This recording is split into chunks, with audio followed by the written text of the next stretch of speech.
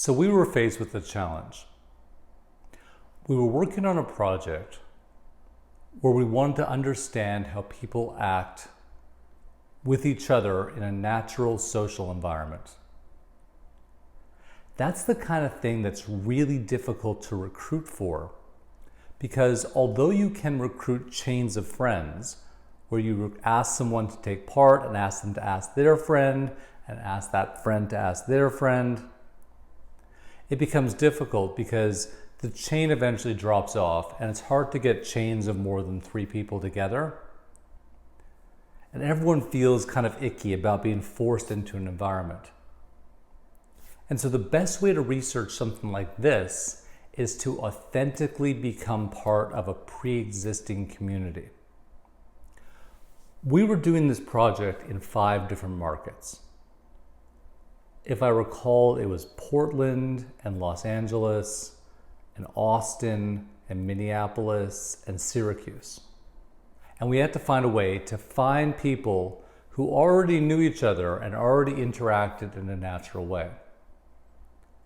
And so what we did was we turned to pre-existing communities, and there are lots of them. There's Meetup, there's the list of names of things that exist is pretty long. And you can find these by searching online. We decided to become authentic members of a number of these communities in these markets. And that took several months of lead time. But it didn't involve pretending. We legitimately acted the way we act. We were interested in things we were interested in. We had conversations. We didn't pretend to be someone we weren't. And we started building some authenticity and respect amongst those communities.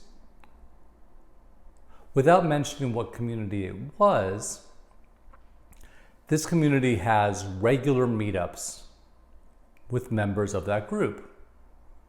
And so at an appropriate time, people from my team decided to take part in these groups. And we authentically met the people who we were already interacting with online. Then, when it came time to actually mention we were doing research, we could legitimately say that without any worries or concerns. And we could ask people who we already knew at this point, because we were immersed in these communities, if it was okay if they would take part in this. We explained what we were doing, where the information was going, how it would be shared. But by investing the time up front to become part of communities, it allows you to naturally interact with these groups and find out how they interact with each other, with the community, with the environment.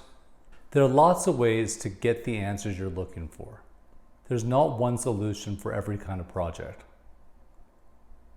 For this particular project, immersing ourselves in a pre-existing community made a lot of sense.